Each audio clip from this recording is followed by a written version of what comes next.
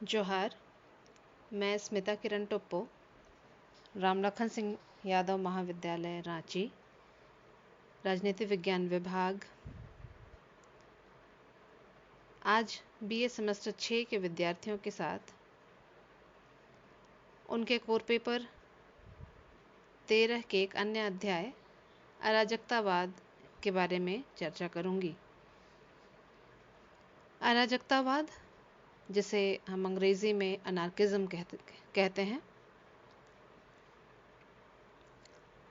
अराजक शब्द आया ग्रीक शब्द अनार्किया से, और अनार्किया का शाब्दिक अर्थ है शासन का अभाव या एब्सेंस ऑफ रूल। जैसे कि नाम से ही हम समझ सकते हैं, अराजकतावाद,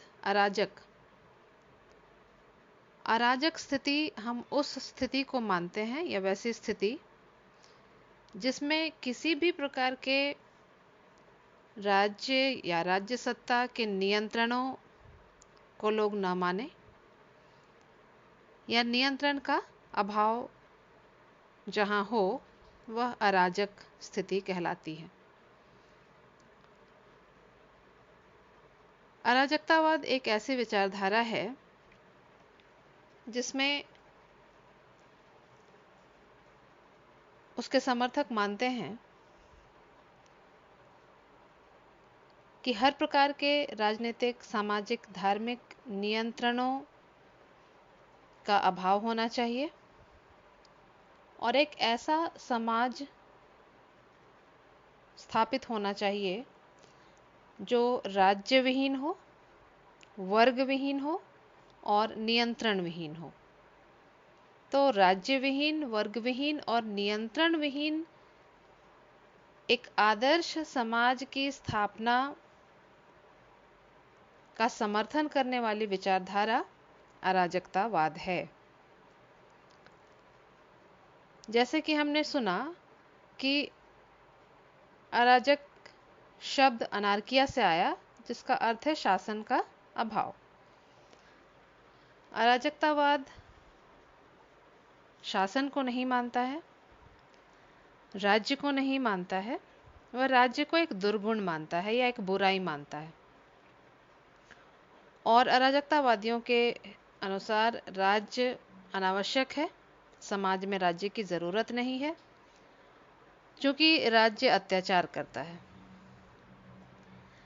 अराजकतावाद को समझने में यह स्पष्ट होना चाहिए कि अराजकतावाद का अर्थ व्यवस्था के अभाव से नहीं है। मतलब वो व्यवस्था चाहते हैं, एक सिस्टम चाहते हैं, लेकिन उस व्यवस्था में शक्ति या दबाव नहीं चाहते। मतलब उस सिस्टम में वो किसी प्रकार के बल प्रयोग को नहीं चाहते, किसी प्रकार के नियंत्रण को नहीं चाहते। तो इसका मतलब ये हुआ कि बाह्य नियंत्रण या किसी चीज को मानने की अनिवार्यता वो समाज में न हो, तब वह अराजकतावाद कहलाएगी। अराजकतावाद के दो रूपों को हम देख सकते हैं। एक रूप वह है जो व्यक्तिवादी है और दूसरा रूप साम्यवादी है। व्यक्तिवाद में हम यह जानते हैं कि व्यक्ति को प्रधानता दी जाती है, व्यक्ति महत्वपूर्ण होता है, व्यक्ति साध्य होता है। और साम्यवाद में भी राज्य के अस्तित्व को स्वीकारा नहीं जाता, राज्य को वो समाप्त करना चाहते हैं। साम्यवाद भी कहता है कि वर्ग विहीन, राज्य विहीन समाज की स्थापना करनी है, और यही बात अराजकतावाद भी कहता है कि वर्ग विहीन, राज्य विहीन समाज की स्थापना करनी है। दोनों विचारधाराओं में ये समानता है कि दोनों ही राज्य, व्यक्तिगत संपत्ति मतलब पूंजीवाद, और धर्म को भी, इन तीन संस्थाओं, राज्य, व्यक्तिगत संपत्ति और धर्म, इन तीन संस्थाओं का विरोध ये दोनों तरह के अराजकतावादी करते हैं। मतलब व्यक्तिवादी अराजकतावादी भी तीनों संस्थाओं का विरोध करते हैं और साम्यवादी भी इन तीनों संस्थाओं के विरोध में हैं। दोनों में अंतर यही है, व्यक्तिवादियों और साम्यवादियों में, कि व्यक्तिवादी निजी संपत्ति को बनाए रखना चाहते हैं, क्योंकि व्यक्तिवादी व्यक्ति को साध्य मानते हैं, व्यक्ति की स्वतंत्रता को सर्वोपरि रखते हैं और इसीलिए व्यक्ति के लिए जो भी चीज़ें आवश्यक हैं उनको लगती हैं कि व्यक्ति को निजी संपत्ति बनानी चाहिए, क्योंकि व्यक्ति अपने लिए मेहनत करता है। तो अराजकतावाद के इन दो रूपों को हम देख सकते हैं। हम अभी जब अराजकतावाद की बात करेंगे या वर्तमान समय में अगर हम अराजकतावादियों को देखते हैं तो अधिकांश अराजकतावादी साम्यवाद की तरफ ज़्यादा झुके हुए नजर आते हैं। तो मुख्य रूप से ये तीन तत्वों, तीन संस्थाओं का विरोध करने वाली विचारधारा हुई राज्य, व्यक्तिगत संपत्ति और धर्म। ये तीनों संस्थाओं के बिल्कुल विरुद्ध हैं और इन तीनों संस्थाओं को समाज की प्रगति में बाधक मानते हैं। अराजकतावादी कहते हैं कि ये तीनों संस्थाएं मनुष्य की आदिम स्थिति को दिखाती हैं। पुराने समय में ये तीनों संस्थाएं थीं, लेकिन आधुनिक विकास की अवस्था में अभी जब हम विकास कर रहे हैं तो अराजकतावादियों के अनुसार विकास की अवस्था में इन तीनों संस्थाओं की ज़रूरत नहीं है। राज्य की ज़रूरत नहीं है, व्यक्तिगत संपत्ति को नहीं होना चाहिए और धर्म की भी आवश्यकता नहीं है या धर्म को भी नहीं होना चाहिए। तो इस प्रकार अराजकतावाद में हम यह महत्वपूर्ण रूप से पाते हैं कि यह वैसी विचारधारा का समर्थन कर रहा है जो राज्यविहीन, वर्गविहीन और नियंत्रण विहीन समाज की कल्पना करता है।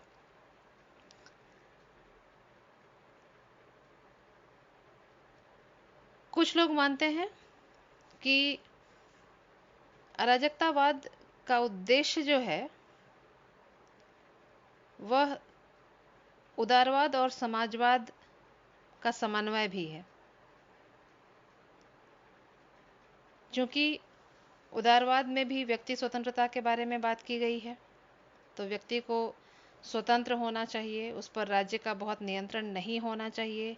इन सब सिद्धांतों को उदारवाद में मान्यता दी जाती है। तो कुछ लोगों का मानना है कि अराजकतावाद उदारवाद और समाजवाद का भी समन्वय है।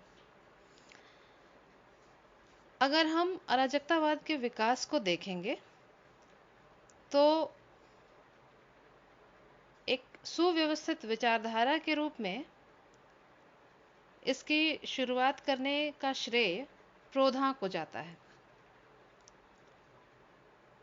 प्रोधा ने औद्योगिक क्रांति के समय की मजदूरों की खराब स्थिति को देखा था और ऐसी स्थिति में फ्रेंच विचारक प्रोधा व्यक्तिगत संपत्ति की कड़ी आलोचना करते हैं और मानते हैं कि व्यक्तिगत संपत्ति चोरी है। मतलब अगर कोई व्यक्ति अपनी निजी संपत्ति बढ़ाता है तो वह चोरी करता है। उसे अपनी आवश्यकता के अनुसार ही अपनी संपत्ति निश्चित कर लेनी चाहिए और उसे बहुत ज़्यादा नहीं बढ़ाना चाहिए। ऐसा अराजकतावादी प्रोधा का मानना है। प्रोधा के बाद इस विचारधारा को और आगे बढ़ाया बाकुनिन ने, और बाकुनिन की विचारधारा में भी राज्य, व्यक्तिगत संपत्ति और धर्म तीनों का बहुत उग्र विरोध हम देख सकते हैं। बाकुनिन कहते हैं कि राज्य कभी भी व्यक्ति के लिए लाभदायक या हितकारी नहीं हो सकता है। कभी भी राज्य कोई हित का काम, लाभ का काम नहीं कर सकता है, क्योंकि राज्य को बाकुनिन बाहर की चीज मानते हैं। वे मानते हैं कि राज्य व्यक्ति को भ्रष्टाचार की तरफ बढ़ाता है और राज्य की वजह से ही व्यक्ति में बुराइयां आती हैं। बाकुनिन के बाद अराजकतावाद के बहुत प्रमुख समर्थक और यूं कहें उसके आधिकारिक जन्मदाता के रूप में जिनका नाम लिया जाता है वे हैं प्रिंस क्रोपात्किन। क्रोपात्किन ने ऐतिहासिक आधार पर यह सिद्ध करने का प्रयास किया कि राज्य एकदम बेकार संस्था है।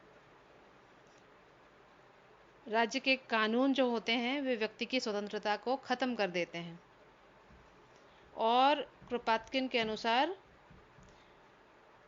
राज्य के द्वारा किए जाने वाले सभी काम मनुष्य खुद ही कर सकते हैं, राज्य की जरूरत नहीं है। क्रोपात्किन ने पूंजीवाद धर्म दोनों का विरोध किया, राज्य का विरोध किया। तो इस प्रकार हम देखते हैं कि जितने भी अराजकतावादी हैं सभी ने इन तीन संस्थाओं का विरोध किया है। आगे हम इस बात की चर्चा करें कि अराजकतावाद के प्रमुख सिद्धांत या उसके प्रमुख लक्षण क्या हैं। प्रमुख लक्षणों में सबसे पहला या प्रमुख सिद्धांत में सबसे पहला है राज्य का पूर्ण विरोध करना या राज्य का विरोध करना। अराजक शब्द ही है अराजक, बिना, अगर इसे हम तोड़ें तो बिना राज के। राज्य नहीं होना है, शासन नहीं होना चाहिए। पहला सिद्धांत कहता है कि अराजकतावादी राज्य का विरोध करते हैं। अब राज्य का विरोध अराजकतावादियों ने बहुत सारे आधारों पर किया है। अराजकतावादी मानते हैं कि राज्य एक अनावश्यक बुराई है जिसका ना तो कोई उपयोग है और न ही राज्य के होने का कोई मतलब है। राज्य का विरोध उन्होंने जिन आधारों पर किया है उनमें पहला आधार है अस्वाभाविकता का आधार। अस्वाभाविकता मतलब अराजकतावादी मानते हैं कि राज्य अस्वाभाविक है। उनका कहना है कि मनुष्य प्रकृति से ही या जन्म से ही सहयोगी होता है, विवेकशील होता है, और अगर उस पर किसी का दबाव नहीं हो, मतलब राज्य का दबाव नहीं हो, तो उनके द्वारा हमेशा परस्पर एक दूसरे के साथ अच्छे संबंध बनाते हुए अच्छा जीवन वे व्यतीत कर सकते हैं। किंतु जब राज्य होता है तो राज्य की शक्ति उनको ऐसा करने से रोकती है। वो वर्ग बना देती है। राज्य शासक और शासित ऐसे दो वर्ग बना देती है। धनी और गरीब ऐसे दो वर्ग बना देती है। और अराजकतावादियों का कहना है कि राज्य जब ऐसी वर्गों की दीवार खड़ी कर देती है तो स्वाभाविक रूप से लोगों की जो सहयोगी प्रवृत्ति होती है वह प्रवृत्ति खत्म हो जाती है। तो अस्वाभाविक बताया है राज्य को और इसलिए राज्य का विरोध किया है। राज्य के विरोध का दूसरा आधार है नैतिकता और स्वतंत्रता का आधार। अराजकतावादी मानते हैं कि मनुष्य नैतिक है और स्वतंत्रता प्रिय प्राणी है और मूल रूप से वह बहुत सहयोगी और आपस में सद्भाव रखने वाला है, और राज्य व्यक्ति की इन श्रेष्ठ प्रवृत्तियों या इन गुणों को खत्म कर देता है। और इसी नैतिकता और स्वतंत्रता को बनाए रखने के लिए राज्य की समाप्ति जरूरी है, क्योंकि अराजकतावादी मानते हैं कि राज्य और उसके कानून मानवीय स्वतंत्रता के शत्रु हैं। वे मानवीय स्वतंत्रता को समाप्त कर देते हैं। राज्य व्यक्ति को बुराई के मार्ग में आगे बढ़ाता है और फिर अपराधी हो जाने पर उसी को दंडित करता है।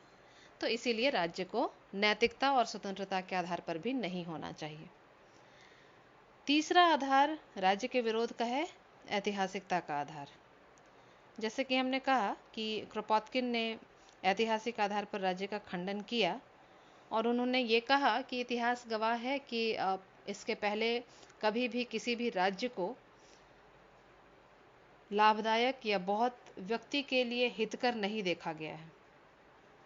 राज्य ने हमेशा ही नए विचारों और सुधारों का विरोध किया है और स्वतंत्रता के मार्ग में वो बाधक रहा है। तो इसीलिए अराजकतावादी मानते हैं कि इतिहास के आधार पर भी राज्य का होना कहीं भी लोगों के लिए या व्यक्ति के जीवन के लिए हितकर नहीं दिखता है और इसलिए राज्य को नहीं होना चाहिए। राज्य के विरोध का अगला आधार है उपयोगिता का आधार। अराजकतावादी कहते हैं कि उपयोगिता के आधार पर भी राज्य का विरोध ही किया जाना चाहिए। राज्य को वे अनावश्यक संस्था मान रहे हैं। उनका कहना है कि राज्य अनावश्यक है, उसका होना ज़रूरी नहीं है, और राज्य जो भी काम कर रहा है, राज्यों के कामों को राज्य के अलावा लोग भी ऐच्छिक समुदायों के द्वारा पूरा कर सकते हैं। अराजकतावादी कहते हैं कि जैसे मनुष्य अपने दूसरे काम करता है, अपने व्यक्तिगत जीवन के काम करता है, जैसे खाना, सोना, उठना, दूसरे और कार्य, अगर उसे किसी काम में रुचि है, संगीत में रुचि है तो वो संगीत सीखता है, कृषि में रुचि है तो वो कृषि करता है, तो ऐसे कार्यों में अगर उसे किसी तरह के दबाव न दिए जाएं तो वह उस काम को और अच्छे तरीके से कर सकता है। और इसी को अराजकतावादी चाहते हैं कि लोगों के द्वारा ऐच्छिक संगठन बनाए जाएं और उन ऐच्छिक संगठनों के माध्यम से राज्य के द्वारा किए जाने वाले बाकी के काम भी, जैसे शिक्षा है, स्वास्थ्य है, या उद्योग है, या अन्य और दूसरे आर्थिक काम हैं, उनसे संबंधित जितने भी कार्य हैं वो लोगों के ऐच्छिक संगठनों के द्वारा किए जा सकते हैं। राज्य की ज़रूरत नहीं है। और अराजकतावादी ये भी कहते हैं कि राज्य जब नहीं था या राज्य की उत्पत्ति जब नहीं हुई थी, तो राज्य की उत्पत्ति के पहले भी लोग ये काम अपने सहयोग के आधार पर, परस्पर सहयोग के आधार पर लोग ये करते थे। तो अराजकतावादियों का ये मानना है कि राज्य आवश्यक नहीं है किसी भी काम के लिए, तो जब वह कोई भी काम नहीं कर सकता या कोई भी काम राज्य का व्यक्ति खुद ही कर सकता है, तो राज्य की उपयोगिता न के बराबर है।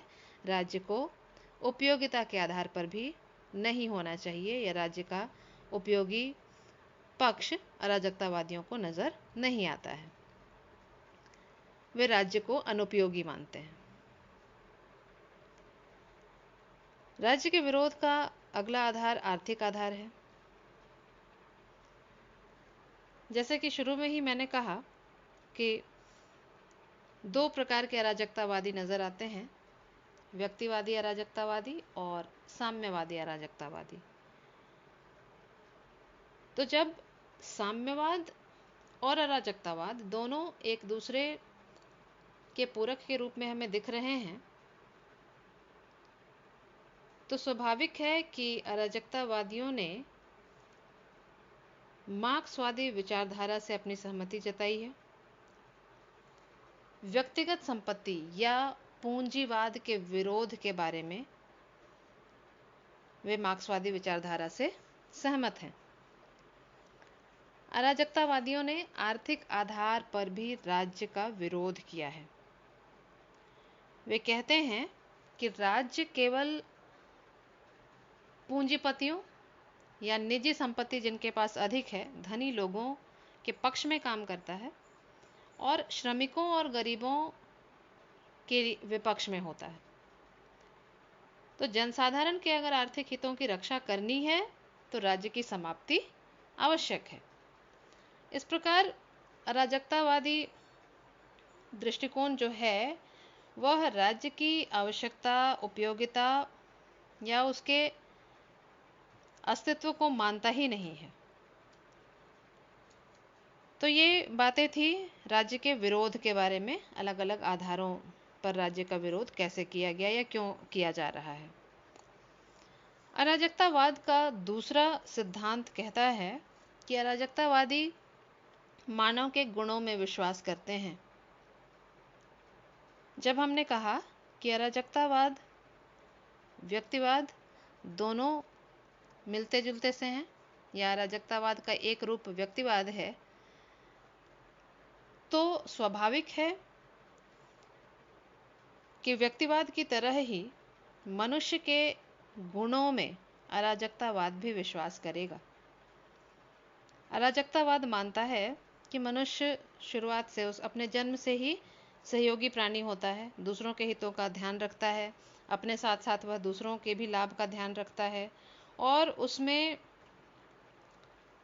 दुर्गुणों से ज़्यादा अच्छाइयाँ होती हैं, बुराई से ज़्यादा अच्छाई होती है। प्रेम है, सहानुभूति, स्वतंत्रता, ऐसी चीज़ें व्यक्ति में अधिक होती हैं और जो बुराइयां व्यक्ति में हैं वे बुराइयां राज्य के कारण आती हैं। तो अराजकतावादियों ने हमेशा व्यक्ति की बुराइयों के लिए राज्य को उत्तरदायी माना है या राज्य को दोषी माना है। अराजकतावाद का तीसरा सिद्धांत कहता है कि ये सरकार या प्रतिनिध्यात्मक सरकार का विरोध करते हैं। अराजकतावादी राज्य को नहीं मानते, तो राज्य के साथ सरकार की भी आलोचना करते हैं या सरकार का भी विरोध करते हैं और वे प्रतिनिधित्व के सिद्धांत को नहीं मानते। लोकतंत्र में हम अपने प्रतिनिधियों को चुनते हैं और प्रतिनिधित्व के सिद्धांत को स्वीकृत करते हैं, पर अराजकतावाद में प्रतिनिधित्व के सिद्धांत को अस्वीकार किया जाता है और वे सरकार, किसी भी प्रकार की सरकार का विरोध करते हैं। वे कहते हैं कि अगर व्यक्ति सरकार के साथ जुड़ जाते हैं या सरकार के रूप में लोगों का वर्ग बन जाता है, तो वह प्रतिनिध्यात्मक सरकार व्यक्तियों के कमजोरियों का फायदा उठाने लगती है और इसीलिए प्रतिनिध्यात्मक सरकार को नहीं होना चाहिए। अराजकतावाद का अगला सिद्धांत कहता है कि ये व्यक्तिगत संपत्ति और पूंजीवाद का विरोध करते हैं। ये शुरू से ही हमने कहा कि अराजकतावादी जो हैं वे साम्यवाद की ही तरह श्रमिक वर्ग, गरीब वर्ग, इनका समर्थन कर रहे हैं और व्यक्तिगत संपत्ति और पूंजीवाद का विरोध कर रहे हैं। पूंजीवाद के बारे में अराजकतावादियों का कहना है या निजी संपत्ति के बारे में अराजकतावादियों का कहना है कि संपत्ति, जो निजी संपत्ति होती है, जो अपने लिए बनाई जाती है, वह चोरी कहलाती है। तो व्यक्तिगत संपत्ति बढ़ाने की भावना ने ही पूंजीवाद को जन्म दिया है। जैसे ही व्यक्ति के पास कुछ चीज़ें आती हैं तो व्यक्ति और ज़्यादा पाने की इच्छा रखता है और निजी संपत्ति बढ़ाने की वही इच्छा पूंजीवाद को जन्म देती है और जब पूंजीवाद बढ़ता है तो मानवीय शोषण बढ़ता है। इसलिए अराजकतावादियों का विचार है कि पूंजीवाद को खत्म होना चाहिए और व्यक्तिगत संपत्ति उससे अपने आप खत्म हो जाएगी। अराजकतावाद का अगला सिद्धांत कहता है कि धर्म का विरोध होना चाहिए। तो जिस प्रकार राज्य व्यक्तिगत संपत्ति का विरोध इन्होंने किया है, उसी प्रकार ये धर्म का भी विरोध करते हैं। धर्म का विरोध वे इसलिए करते हैं क्योंकि उनका मानना है कि धर्म के से जुड़कर व्यक्ति अपने बुद्धि का इस्तेमाल नहीं करता है। धर्म के साथ व्यक्ति भाग्यवादी हो जाता है और उसके काम करने की जो ताकत होती है वह कमज़ोर पड़ जाती है। तो जब वो काम करने की ताकत या सोचने की ताकत कमज़ोर पड़ जाती है, तब पूंजीपतियों या धनी लोगों या राज्य जैसी जो संस्थाएं हैं, जिनको अराजकतावादी अत्याचारपूर्ण मानते हैं कि वे अत्याचार करने वाली संस्थाएं हैं, तो धर्म के साथ जुड़ करके व्यक्ति उन अत्याचारी संस्थाओं का विरोध नहीं कर पाता है और राज्य के द्वारा अत्याचार और बढ़ते जाते हैं, पूंजीपतियों के द्वारा अत्याचार बढ़ते जाते हैं। और इसीलिए अराजकतावादियों ने धर्म का विरोध किया है। वे कहते हैं कि अगर व्यक्ति धर्म को नहीं मानेगा तो वह अपने विवेक का इस्तेमाल, बुद्धि का इस्तेमाल कर पाएगा। और अराजकतावादियों के सिद्धांत के बारे में एक अन्य बात यह कही जा सकती है कि अराजकतावाद विकेंद्रीकरण में विश्वास करता है। अराजकतावादियों का यह मानना है, जैसे कि मैंने शुरू में भी कहा था, कि ये कहते हैं कि राज्य के द्वारा किए जाने वाले काम लोगों के द्वारा किए जा सकते हैं, लोगों के ऐच्छिक संगठनों के द्वारा किए जा सकते हैं। तो ये ऐसे आदर्श समाज में अराजकतावादी चाहते हैं कि विकेंद्रीकरण हो और समाज का निर्माण संस्थाओं और संघों के आधार पर हो, और ये संस्थाएं और संघ ऐच्छिक होने चाहिए। ऐच्छिक होने चाहिए मतलब व्यक्ति की इच्छा पर ये निर्भर करेगा कि व्यक्ति किस संस्था, किस संगठन के साथ जुड़ना चाहता है। और ये छोटे छोटे संगठन या संघ विशाल संगठनों में बदलेंगे और देशव्यापी संगठन का रूप भी धारण कर सकते हैं। तो इस प्रकार अराजकतावाद समाज को एक संघात्मक रूप देना चाहता है। वो स्वतंत्र संघों में संगठित करना चाहता है और एक संघात्मक स्वरूप समाज को प्रदान करना चाहता है।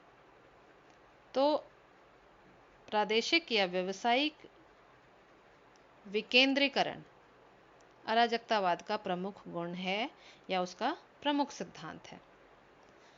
तो इस प्रकार हम देख पाते हैं कि अराजकतावाद में राज्य, निजी संपत्ति, पूंजीवाद और धर्म तथा सरकार, इन सब का कड़ाई से विरोध किया गया है। और किन बातों का समर्थन किया गया है?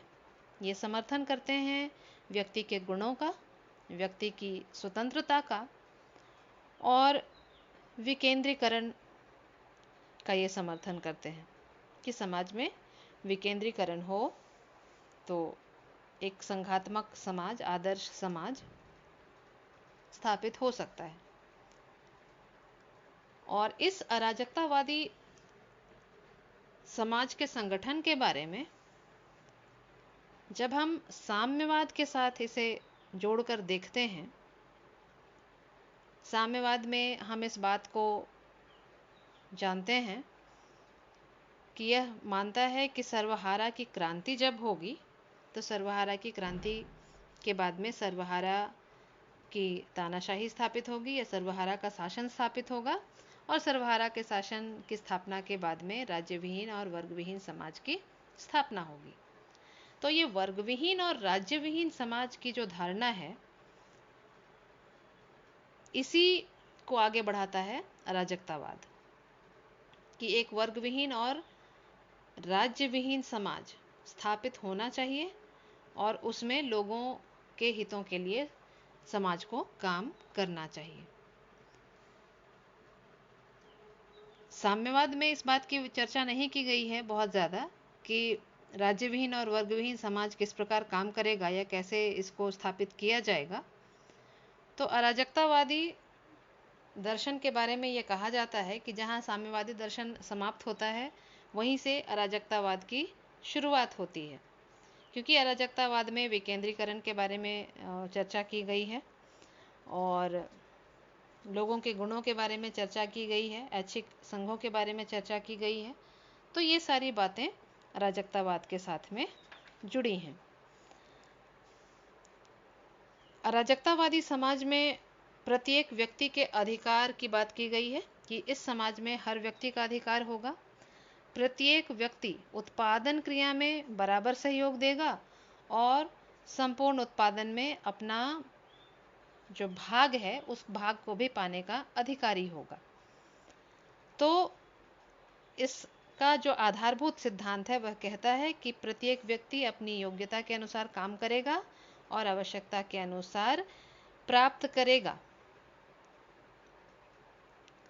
किंतु ये सारी बातें कहाँ तक व्यवहारिक रूप में लागू हो सकती हैं, इसकी चर्चा हम जब अराजकतावाद की आलोचना की चर्चा करेंगे, इसमें हम इस बात को समझेंगे कि अराजकतावाद का यह सिद्धांत कितना व्यवहारिक है या कितना यह आगे काम करने वाला है। तो अराजकतावाद के बारे में हम यह कह सकते हैं कि यह राज्य को एक अनावश्यक और अनुपयोगी संस्था मानता है और उसका अंत करके राज्यहीन, वर्गहीन समाज की स्थापना करना चाहता है।